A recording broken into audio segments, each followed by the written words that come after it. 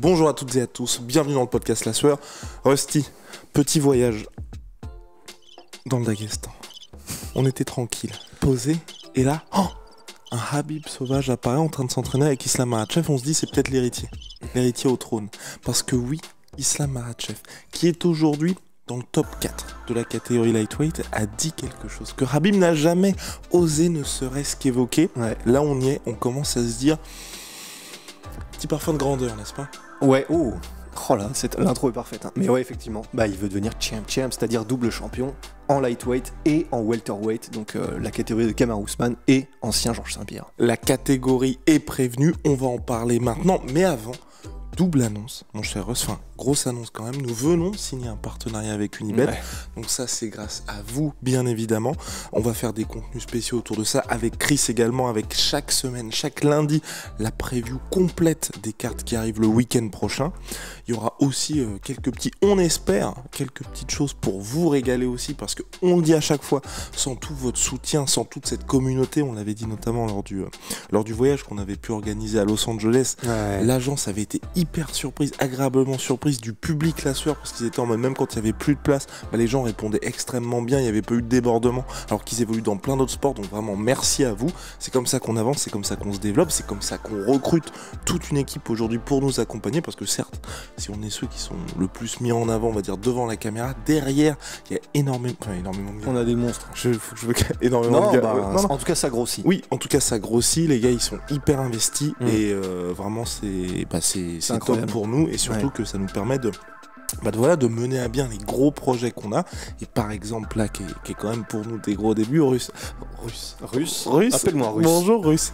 Russ se prépare tant bien que mal pour ça. On va faire nos débuts en commentaire, en live, en kickboxing. Et ça, c'est aussi grâce à vous. Il y aura même Baptiste qui va nous accompagner. Faut qu'on arrête de le saucer à chaque podcast quand même. mais donc du coup, qui va lui pouvoir s'occuper des réseaux sociaux. Il y a quelques temps de ça, on n'aurait pas pu imaginer pouvoir se dire, on vient à 3. Et en plus, il y a une personne qui va pouvoir gérer avec brio tout ce qui est lié aux social media. Tu viens de le ressaucer d'une force. Oui, je sais bien, mais bon, il mérite. Allez, on avance, Big Rusty. Soit.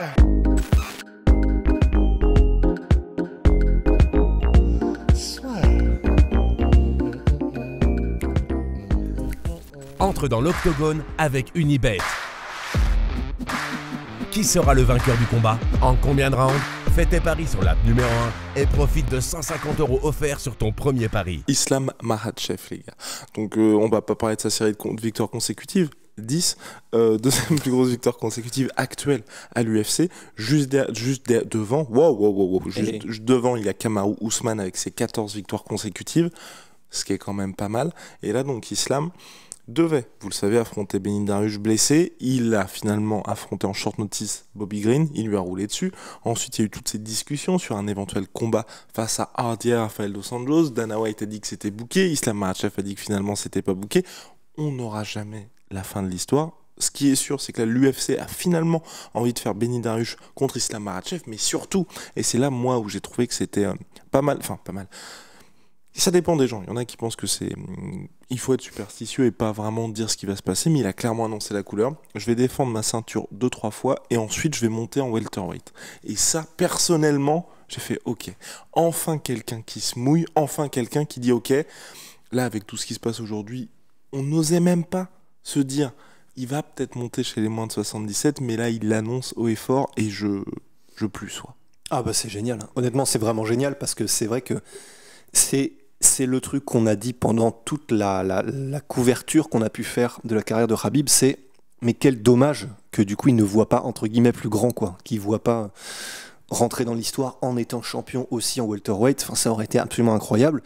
Et c'est vrai que, comme tu l'as dit, ce qui est fou, c'est qu'il ne l'a jamais ne serait-ce qu'évoqué, Khabib.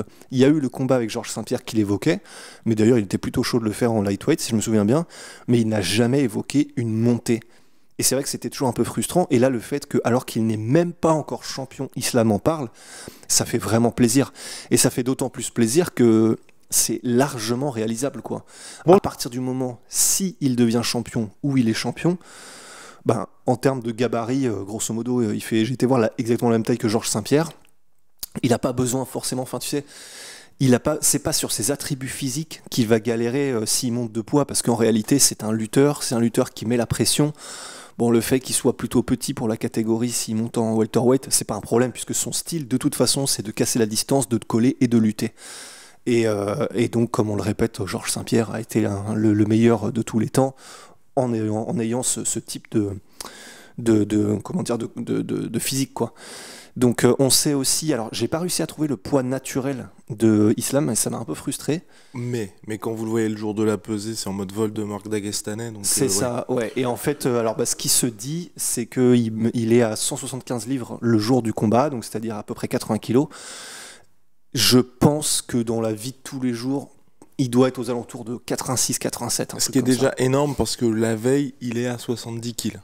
Ouais, ah oui, non, c'est monstrueux. Reprendre 10 kilos en une nuit, c'est complètement fou. Si fou. Très bon jeu, il paraît. Et donc, en fait, voilà, En fait, la raison pour laquelle on parle beaucoup de Georges Saint-Pierre et de pourquoi, c'est parce que si Georges Saint-Pierre, avec un style qui reposait aussi beaucoup sur la lutte, même si bien sûr on est d'accord, c'est de la lutte qui est totalement différente et une manière de combattre qui est radicalement différente entre les deux, enfin pas radicalement mais complètement différente, mais c'est simplement pour dire que voilà, pour quelqu'un qui utilise beaucoup le contrôle, les transitions, la lutte et le grappling, voilà quoi, enfin, je pense, il y a même moyen, tu vois, qu'il soit le même poids ou plus lourd que Georges Saint-Pierre dans la vie de tous les jours Islam. Donc enfin, c'est vraiment cool. Donc ça veut dire que physiquement, il n'y a pas d'obstacle, il n'y a pas quelque chose forcément qui s'oppose à ça.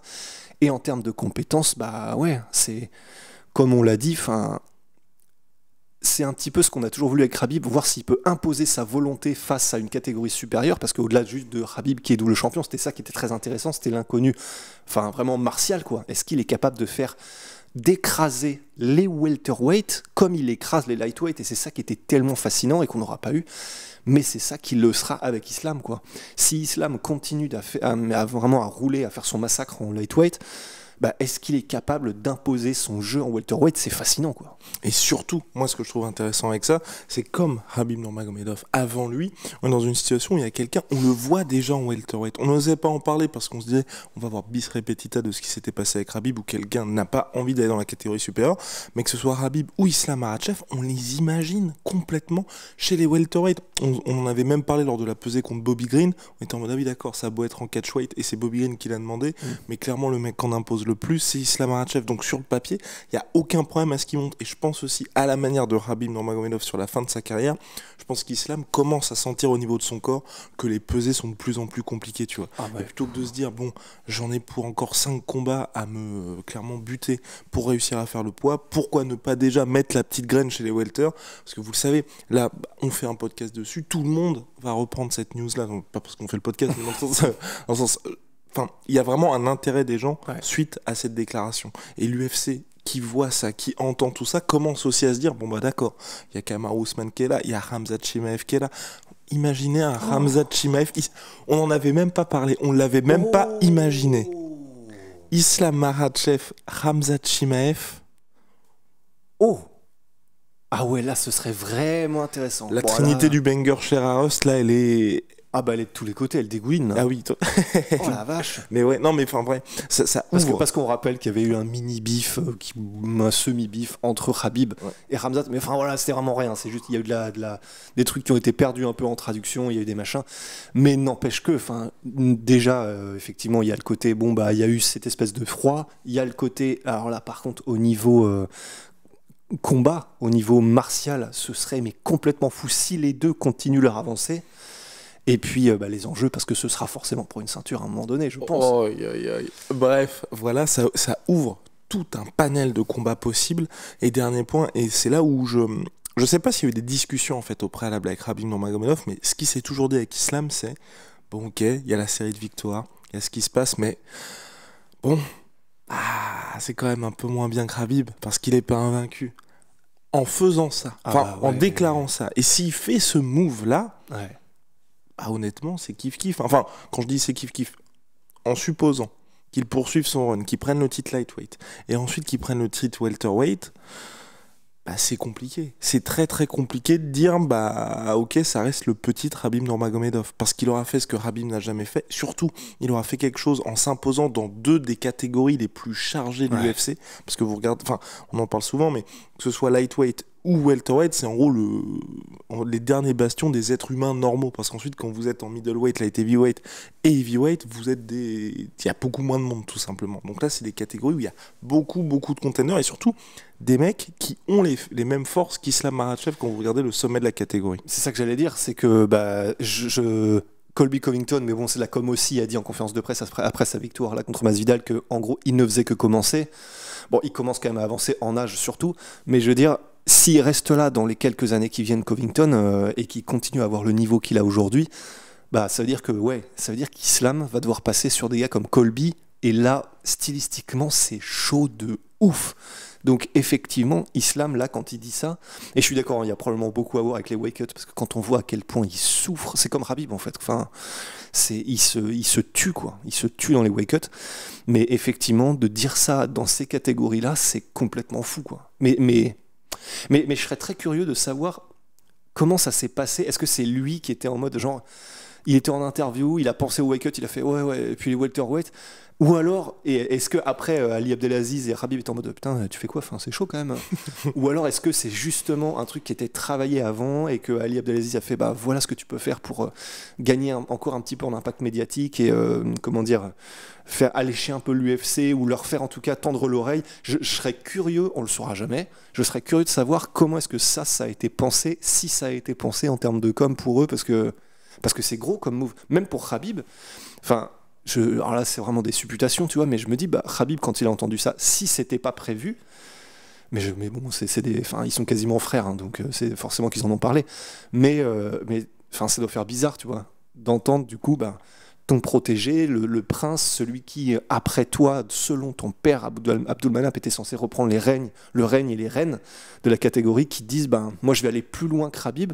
Bah, ça dépend comment il voit les choses. Il peut être très heureux, mais il peut être aussi en mode, putain, damn, ouais, moi je l'ai pas fait, tu vois. Tout ça est très intéressant. Enfin, c'est vraiment une phrase un peu à la con, mais tout ça est vraiment très intéressant dans la manière dont ça s'est fait, dans ce que ça veut dire, dans ce que ça implique et ce que ça nous permet d'imaginer. Non, c'est vraiment cool. Non, et puis surtout que, là, c'est uniquement mon point de vue, ça n'engage pas eux, ça n'engage personne d'autre. Je trouvais avec Islam Makhachev, comme auparavant avec Khabib, qui certes il y avait ce côté force inarrêtable quand on était dans la cage, mais qu'en dehors de ça, ça manquait un petit peu d'ambition. Moi j'aime bien ces combattants-là, où même si vous savez, c'est pour ça que j'ai un petit faible pour Conor McGregor, vous savez que ça va être très compliqué pour lui, mais clairement, il veut toujours la ceinture. On est d'accord, un Conor McGregor, Charles Oliveira, c'est hyper compliqué pour lui, mais pourtant, il fait que dire je veux prendre la ceinture.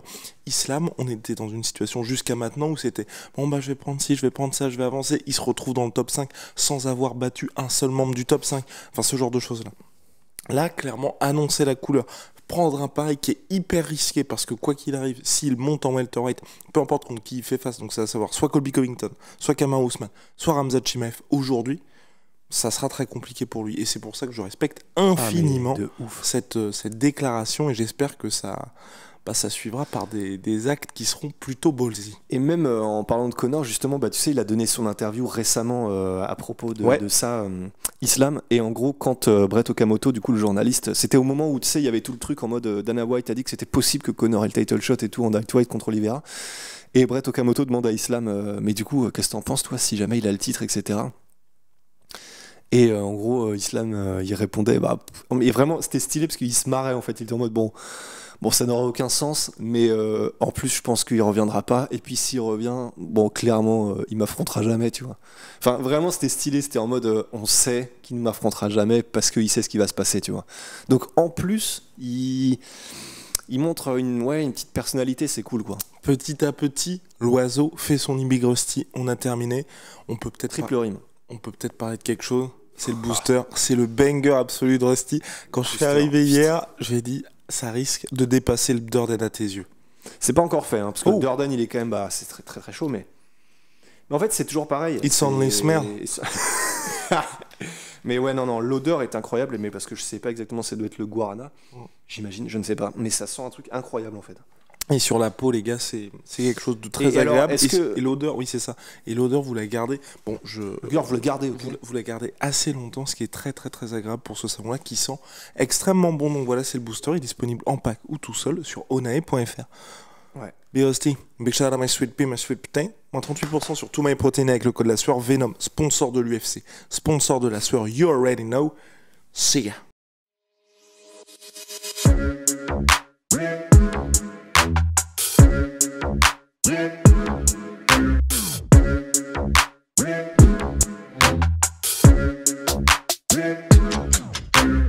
Faut qu'on me paye.